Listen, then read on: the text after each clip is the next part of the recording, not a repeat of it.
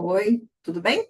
Eu sou Graziela, sou advogada trabalhista. Hoje nós estamos aqui para falar de um tema super importante, que é a pejotização, e a gente vai tentar entender o que será que o STF vai poder fazer no julgamento do tema 389, que suspendeu todos os processos trabalhistas em relação a esse assunto, né? Eu vou compartilhar minha tela porque eu acho que fica mais fácil de vocês me acompanharem, porque eu vou ter que trazer aqui algum conteúdo jurídico, né? Eu vou ter que explicar um pouquinho da matéria trabalhista para que todos possam entender em qual contexto estamos e como atuar de forma preventiva, tá bom? Bom, vamos lá. Eu costumo gostar de usar essa ilustração para falar que o mundo da relação de trabalho, da relação de emprego, é um diferente de outros.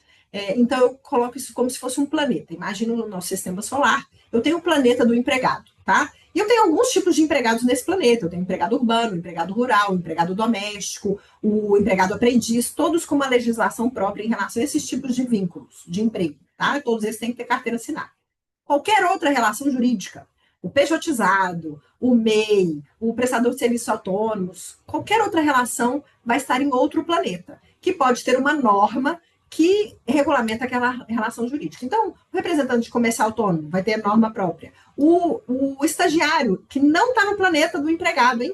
O estagiário tem lei própria, está em outro planeta. O voluntário está em outro planeta, o prestador de serviços autônomos está em outro planeta, regido pelo Código Civil e assim sucessivamente, tá? O que uma reclamatória trabalhista faz de pedido de vínculo? O cara fala o seguinte: olha, eu estou aqui num outro planeta, como se fosse do prestador de serviços autônomos, mas eu não sou desse planeta. Eu, na verdade, estou trabalhando e moro e vivo no planeta do empregado. E é para lá, eu quero um reconhecimento que eu nunca saí do planeta do empregado. Tudo que o empregador fez foi uma simulação, né? Fez um contrato e tal, foi uma simulação. Então, nós vamos entender quando que a Justiça do Trabalho entende que essa pessoa, esse prestador de serviços, ele está no planeta errado, o contrato dele é fraudulento, e ele continua e sempre trabalhou aqui no planeta do empregado, tá bom? A gente vai precisar falar dos elementos do vínculo de emprego.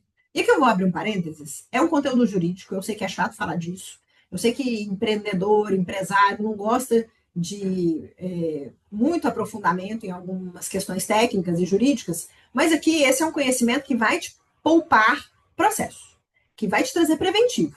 Tá? Para mim, eu costumo brincar que para você adotar uma criança, você vai ter que fazer um curso e de 9 meses aí para adotar uma criança. Na verdade, eu não sei se o curso demora 9 meses, né? A gestação demora 9 meses, mas você vai ter que fazer um curso de adoção para você poder adotar uma criança. Não sei se é nesse período, né? Aqui, quando você vai abrir uma empresa, você vai lá na junta comercial, o seu contador desenrola tudo aquilo e você não sabe nada de contabilidade, de tributário, de finanças e também não sabe nada de trabalhista. Algum conteúdo você precisa saber. Para mim, só poderia abrir CNPJ quem tivesse um conhecimento mínimo de alguns assuntos para ser um empresário. Fecha parênteses. Então, esse conteúdo eu entendo que ele é valioso. Esses 5 elementos aqui, o primeiro deles, vocês vão ver que ele está com um sinalzinho aí, ó, neutro. Porque se não tiver um desses elementos, não é empregado. Está em outro planeta, mas não está no planeta do empregado. Quer ser pessoa física. Se fosse só esse elemento, se eu tirasse só esse, resolvesse, estava fácil, né? Bastava a pessoa abrir um MEI, abrir uma limitada unipessoal e tal, pronto, não é empregado. Mas essa é uma simulação. É como aquele brinquedo da Disney lá no Epcot, que simula que você vai à Lua, não sei aqui quem já foi à Disney, né? Tem um brinquedo lá que simula que você vai à Lua. É uma simples simulação, você não tirou a pessoa do planeta do empregado, tá? E a simulação mais transparente que tem, mais facilmente identificável, se preenchidos os demais elementos. Então, isso aqui é neutro. Sendo pessoa física ou jurídica, não importa. O que vai importar é o resto, tá? A depender do resto, eu vou ver. Se não, é uma pessoa jurídica verdadeira, tá? Então, os outros três, geralmente, por que está marcadinho de verde aqui? Geralmente, eles são elementos que vão estar presentes na relação jurídica, tá? Do seu pejotizado ou do seu prestador de serviços autônomos, sendo pessoa física ou jurídica, que é a pessoalidade. Numa relação de emprego, a pessoalidade ela é inafastável. Como que ela se traduz? Vamos pegar aqui um exemplo de faxina. Você contratou uma faxineira CLT, você foi lá, registrou a carteira dela e ela é faxineira, ela faz limpeza lá no seu empreendimento. Você contratou o CPF da Maria, Maria CPF e tal. É aquela pessoa. Por mais que a tarefa dela qualquer pessoa possa fazer, inclusive eu, advogado, posso fazer faxina, consigo fazer a faxina, você contratou a Maria para fazer faxina no seu empreendimento. Então, se ela não puder comparecer, ela não pode mandar outro no lugar. Ela vai ter que mandar um atestado, porque senão ela vai ter o desconto do dia e desconto do repouso semanal remunerado, e às vezes ela ainda leva uma advertência, uma suspensão, e pode até levar justa causa por desídia. Assim é com o empregado. Com o autônomo, não. Quando ele puder se substituir por outra pessoa, caiu a pessoalidade empregado, ele não é. E o nosso planejamento trabalhista, a gente faz essa análise. E aqui eu faço uma ressalva: não basta colocar no contrato dele que ele pode se substituir por outro. Ele tem que, de fato, e de modo, de alguma maneira, recorrentemente, se substituir por outro. Aí ele não é empregado. Aí você realmente conseguiu eliminar esse elemento do vínculo de emprego, tá? Mas 90% dos casos, a pessoalidade está presente. Você contrata uma pessoa jurídica ou uma pessoa física para te prestar serviços autônomos, você quer que seja aquela pessoa a responsável pela prestação de serviços. A onerosidade, gente, aqui eu posso dizer que 100% dos contratos de prestação de serviços vai estar presente. Porque quando que eu não tenho pessoalidade? Por exemplo, no trabalho voluntário. A pessoa está trabalhando por humanidade, por filantropia, ela não está trabalhando por dinheiro. Aqui, praticamente 100% dos nossos contratos, com a pessoa jurídica ou com a pessoa física, que não é contrato CLT, a pessoa vai trabalhar por dinheiro. Ela vai trabalhar recebendo uma remuneração fixa, variável, que a gente chama de honorários, mas ela vai trabalhar por dinheiro. Então, esse elemento vai estar preenchido praticamente sempre. A habitualidade é um outro elemento que é a pessoa trabalhar na necessidade do tomador do serviço, do contratante. E aqui, pessoal, não confunda a habitualidade com continuidade ou com outras características.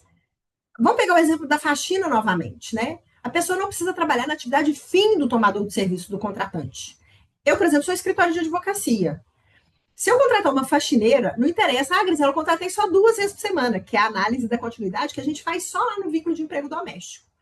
Aqui, a análise da habitualidade é diferente. Uma faxina aqui no escritório, que eu quero minimamente organizado, é da minha necessidade permanente. Então, esse elemento do vínculo de emprego vai estar presente sim, certo? Porque somos minimamente aciados. Então, Grisela, o que sobrou para eu afastar se isso tudo vai estar presente na grande maioria dos casos? A subordinação. Se a pessoa for autônoma, não tiver subordinação do serviço dela, ingerência no serviço dela, ela tiver autonomia, aí eu não estou falando também de um empregado. E aí, gente, a nossa dificuldade da Justiça do Trabalho, inclusive, é de avaliar, porque um negócio minimamente organizado, eu sempre digo, algum nível de ingerência, existem obrigações contratuais a serem cumpridas. Então, eu vou avaliar. Esse contrato, ele tem mais autonomia do que subordinação, então é um contrato que é de outro planeta que não o planeta do empregado. Agora, se a subordinação pesar, se ele tiver menos liberdade e tiver mais ingerência, ele está no mundo do empregado, ainda que você tenha feito um contrato falando que ele tem autonomia, etc. Inclusive, contratos autônomos, tem muita gente que faz questão de colocar, não, ele se obriga a ser fiscalizado e prestar esclarecimento sempre que eu pedir. Então, tem que ter cuidado. A gente vê no contrato realidade, pelo princípio da primazia da realidade sobre a forma, ele está realmente no mundo do empregado, ou seja, a subordinação está sendo prevalecente, ou ele está em outro planeta porque a autonomia está sendo prevalecente. E aí, eu preciso lembrar que a CLT, na reforma trabalhista, trouxe um artigo, que é o 442B, que o legislador veio trazendo óbvio. Veio trazer tudo que sempre foi, que é a premissa que se ele for autônomo, não é empregado. Olha o que diz o artigo. A contratação do autônomo, cumpridas por esse todas as formalidades legais, com ou sem exclusividade, de forma contínua ou não, afasta a qualidade de empregado prevista no artigo 3º. Aí eu venho com a primeira pergunta. Quem que falou de exclusividade aqui? Você viu exclusividade aqui como elemento do vínculo de emprego? Não tem. Então, a gente avalia a exclusividade, geralmente, atrelada à análise da subordinação.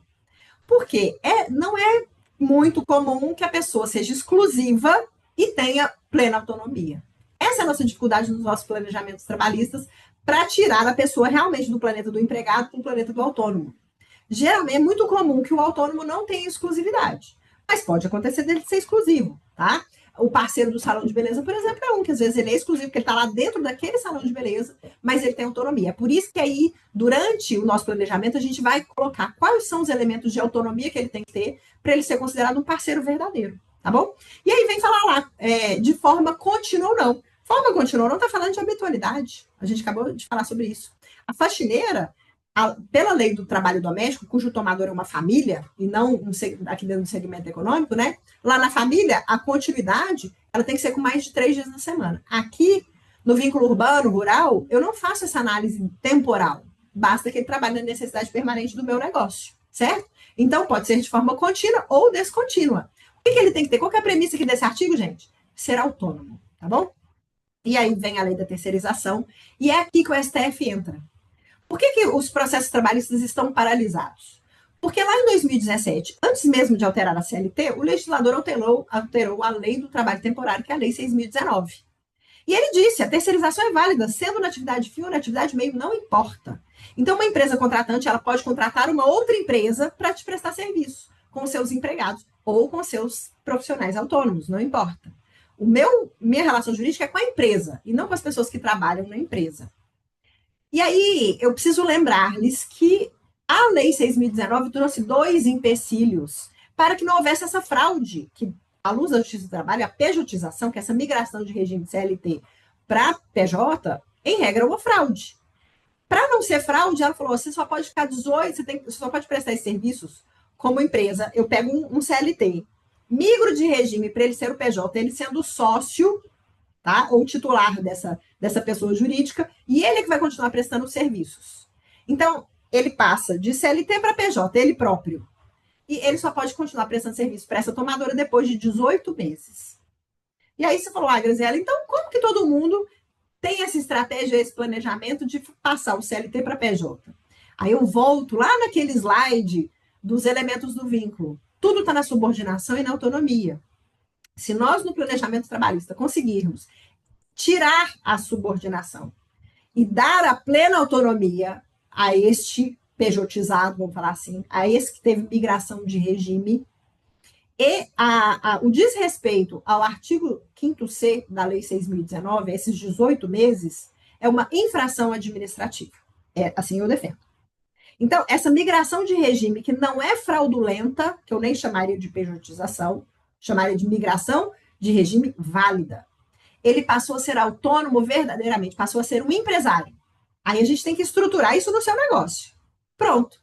Não tem STF que vai ter problema, Justiça do Trabalho não vai dar problema. Se eu pudesse falar em blindagem trabalhista, porque eu detesto essa expressão, eu entendo que ela é desonesta intelectualmente, né? Porque não tem como blindar, para mim, blindado é carro mesmo. Mas a maior proteção jurídica é quando eu faço essa migração de regime de forma a eliminar a subordinação e dar plena autonomia. E aí, nós vamos falar de algumas estratégias para isso, tá?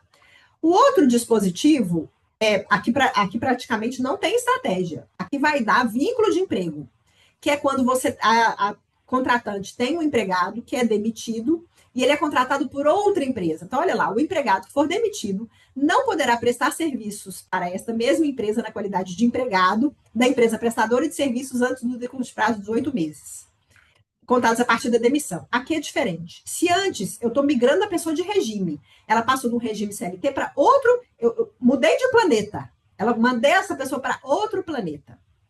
No caso do 5º-D, não. Aqui vou pegar o caso da faxineira de novo, que é o melhor exemplo. Eu já tinha uma faxineira CLT aqui, que vinha aqui fazer faxina, não interessa quantas vezes na semana, vocês já entenderam isso. Ela é empregada, tem carteira assinada.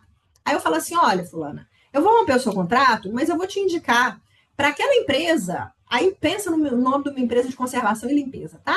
A Limpe Bem Limitada. Vou falar para a Limpe Bem Limitada te contratar. E às vezes ela até te manda aqui para você prestar serviço. Você vai continuar trabalhando com a gente, mas através da empresa Limpe Bem Limitada. Ela própria, empregada, não abriu uma empresa.